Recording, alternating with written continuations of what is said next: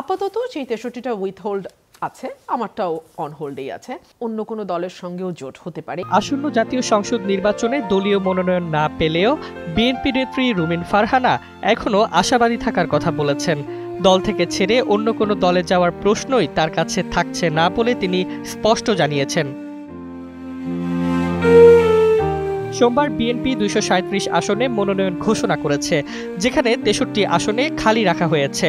রুমিন ফারহানা তার আসনটিও সেই ৬৩-র মধ্যে উল্লেখ করে জানান, এসব আসনে এখনও জোটের প্রার্থীদের সঙ্গে আলোচনা চলছে, তাই এখনই তিনি নিশ্চিত করে বলতে পারেননি মনোনয়ন পাচ্ছেন কিনা।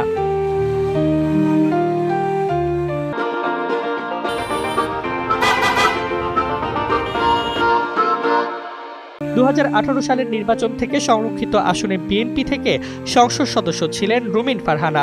গত কয়েক বছরের টকশো, সামাজিক যোগাযোগ মাধ্যম সহ নানা মাধ্যমে তার উপস্থিতি ছিল চোখে পড়ার মতো। এই কারণে এবার তার নাম বাদ পড়ায় সামাজিক যোগাযোগ মাধ্যমে নানা আলোচনা শুরু হয়। ফারহানা বলেন, মানুষ জানে আমি ১৭ বছর ধরে দলের জন্য কাজ করেছি, দেশের জন্য লড়াই করেছি। সত্য ও ন্যায়ের পক্ষে আমার কাজ অব্যাহত থাকবে।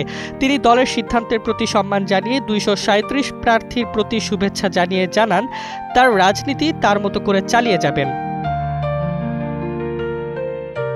মনোনয়ন নিয়ে আশা নিরাশা নিয়ে তিনি বলেন, আমি আশাবাদীও নই, হতাশাবাদীও নই। আমার রাজনীতি অব্যাহত থাকবে। আমি ব্রাহ্মণবাড়িয়া ২ আসনে ছিলাম, আছি এবং থাকব। দল থেকে বেরিয়ে যাওয়ার কোনো প্রশ্নই তার কাছে নেই বলেও পুনর্ব্যক্ত করেন রুমিন ফারহানা। এভাবেই নিজের অবস্থান স্পষ্ট করে তিনি দলের প্রতি আস্থা রেখে রাজনীতিতে অবিচল থাকার সংকল্প ব্যক্ত করেছেন।